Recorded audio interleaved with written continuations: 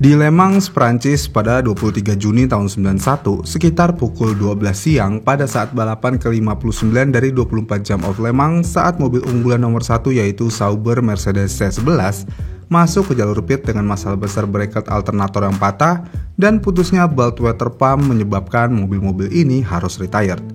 Dan setelah mobil tersebut retired, yang memimpin balapan adalah Mazda 787B yang memiliki nomor 55. Dan walaupun 787B tidak secepat Jaguar ataupun Mercedes, namun mobil ini memiliki keandalan yang luar biasa, yang mana sebagian besar orang mengatakan bahwa 787B tidak akan memenangkan perlombaan ini.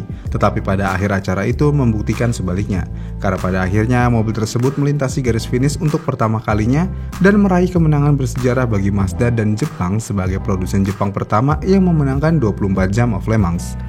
Dan meskipun Mazda mencapai hasil yang luar biasa ini di Le Mans dan 787B menjadi entry balap yang ikonik, namun kenyataannya adalah bahwa musim berikutnya pada tahun 92 akan menjadi penampilan terakhir Mazda dalam balap ketahanan kelas prototipe sebagai upaya pabrikan untuk waktu yang cukup lama.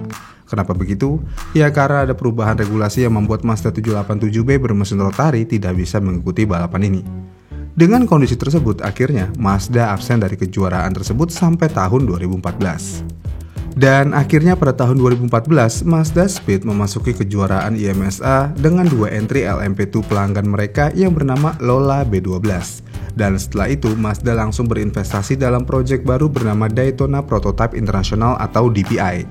Dan pada akhirnya pada 16 November tahun 2016, Mazda mengungkapkan prototipe balap baru bernama RT24P atau Road to 24 Prototype yang akan bersaing di kejuaraan Sport Car WeatherTech IMSA pada musim 2017 di kategori baru DPI.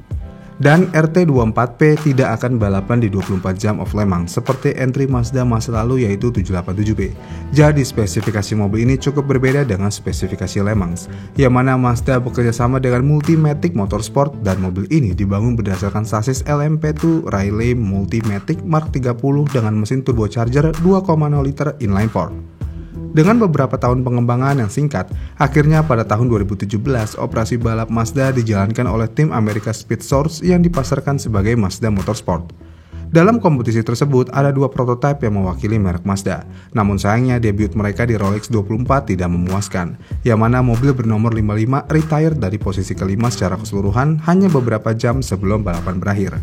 Meskipun begitu, prototipe nomor 55 berhasil mencapai podium keseluruhan untuk pertama kalinya di Long Beach. Dan selama musim 2017, walaupun memiliki awal yang tidak mengesankan, namun kedua prototipe Mazda berhasil mencapai podium di Belle Isle, Detroit, dan Watkins Glen, dan New York. Ya meskipun demikian, mereka masih jauh dari posisi pertama secara konsisten.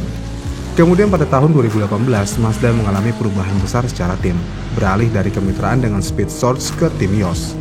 Ini adalah tim Jerman yang sangat berpengalaman dalam balap ketahanan.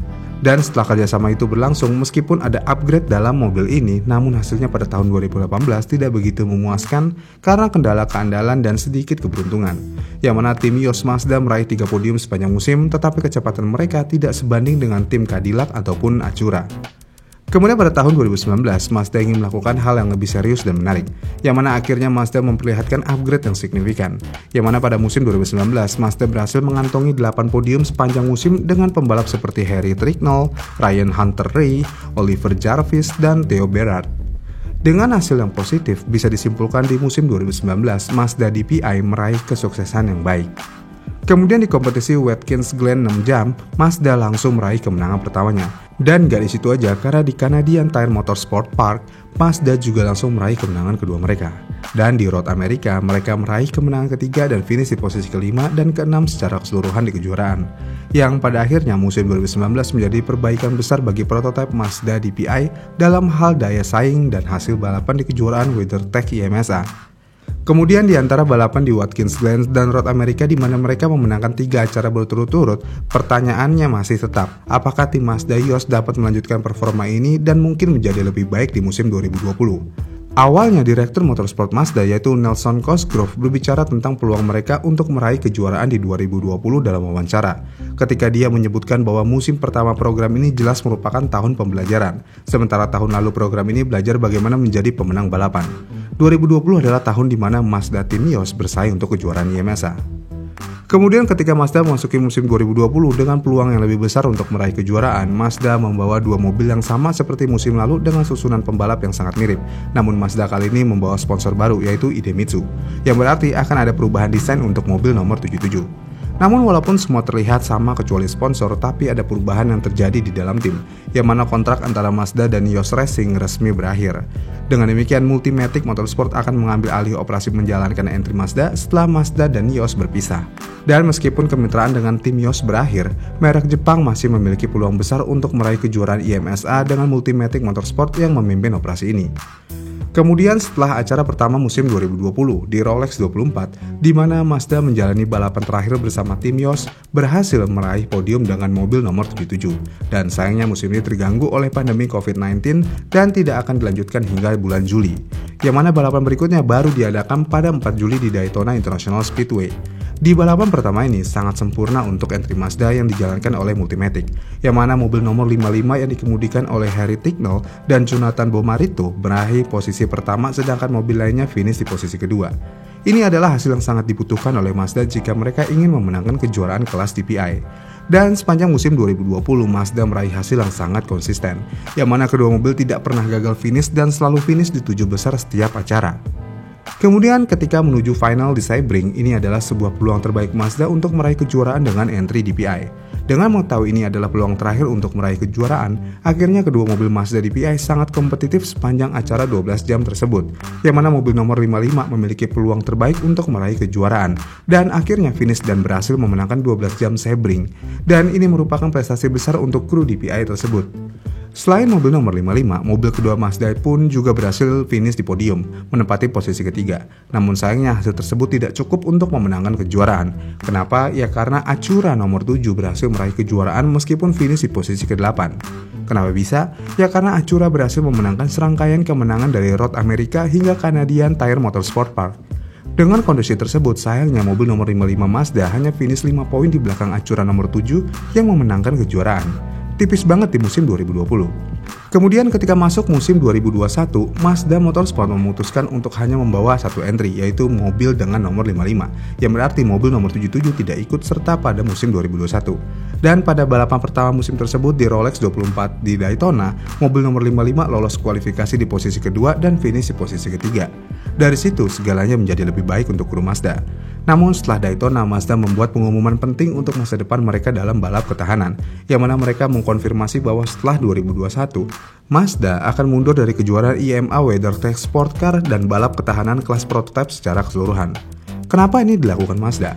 Mazda mengklaim bahwa keputusan mereka untuk mundur dari IMSA sebagian karena IMSA mengakhiri regulasi DPI. Dan era baru balap ketahanan telah dimulai dengan pengenalan hypercar ke WEC. Dan IMSA akan membawa set regulasi baru untuk 2023 yang disebut LMDH. Dengan regulasi tersebut, Mazda memilih untuk tidak mengejar regulasi LMDH dibandingkan dengan pesaing mereka yaitu Cadillac dan Acura.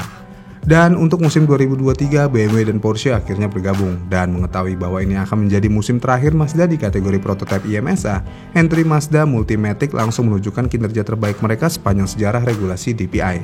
Yang mana di sepanjang musim ini, Mazda DPI selalu finish di 5 besar dan tidak pernah retire dari acara apapun. Dan mobil nomor 55 Mazda DPI berhasil meraih 2 kemenangan di sepanjang musim, 1 di 6 jam Grand yang merupakan balapan pertama yang mereka menangkan pada 2019 dan 1 kemenangan terakhir di balapan pamungkas musim 2021 yaitu di 12 jam Sebring. Selain itu, balapan di Road Atlanta adalah cara yang sempurna untuk menutup karir Mazda DPI di IMSA, dengan Harry Ticknell melakukan manuver berani melawan Cadillac nomor 31 untuk mendapatkan kemenangan balapan dengan sekitar 20 menit tersisa. Dan setelah musim itu, sekali lagi, Mazda menjadi legenda layaknya legenda Le Mans di masa lalu. Dalam masa kompetisinya, mobil ini berhasil meraih 7 kemenangan dan 26 podium, dan mobil ini semakin kompetitif setiap tahunnya. Namun sekali lagi, karena regulasi, Mazda menjadi terhambat untuk mengembangkan mobilnya lebih jauh. Bagaimana nih menurut kalian? Apakah Mazda akan selalu mencetak mobil ikonik di balap ketahanan? Komen di kolom komentar di bawah ya. Dan jika kalian suka dengan video ini, kalian bisa like dan subscribe channel ini, dan sampai jumpa di video selanjutnya.